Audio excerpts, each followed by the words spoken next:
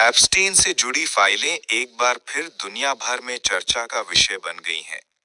कहा जा रहा है कि इन दस्तावेजों में ऐसे नाम और राज छिपे हैं जो अमेरिका की राजनीति तक को हिला सकते हैं। लेकिन आखिर ये जेफरी एप्स्टीन था कौन? जेफरी एप्स्टीन अमेरिका का एक बेहद रसूखदार फाइनेंसर था। वो अमीर लोगों के पैसों का प्रबंधन करता था और बड़े बिजनेसमैन, राजनेताओं और ताकतवर लोगों के साथ उसकी सीधी पहुंच थी। उसकी पहचान एक हाई प्रोफाइल सोशल नेटवर्क तक सीमित नहीं थी। साल 2005 में उसका नाम पहली बार गंभीर आरोपों में सामने आया।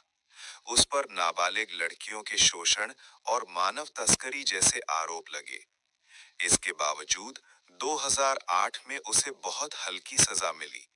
यहीं से उसकी ताकत का अंदाजा लगाया जाने लगा।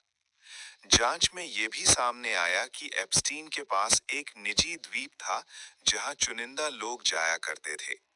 इसी द्वीप को बाद में एप्स्टीन आइलैंड के नाम से जाना गया। आरोप है कि वहां अवैध गतिविधियां होती थीं, जिनमें कई प्रभावशाली लोग शामिल हो सकते हैं।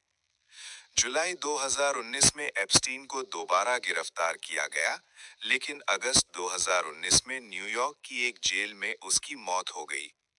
आधिकारिक तौर पर इसे आत्महत्या बताया गया। उसी रात सुरक्षा में लापरवाही, कैमरों की रिकॉर्डिंग का गायब होना और गार्ड्स का सो जाना, ये सब शक को और गहरा करते हैं। माना जाता है कि एप्स्टीन के पास कई बड़े नामों से जुड़ी संवेदनशील जानकारियां थीं।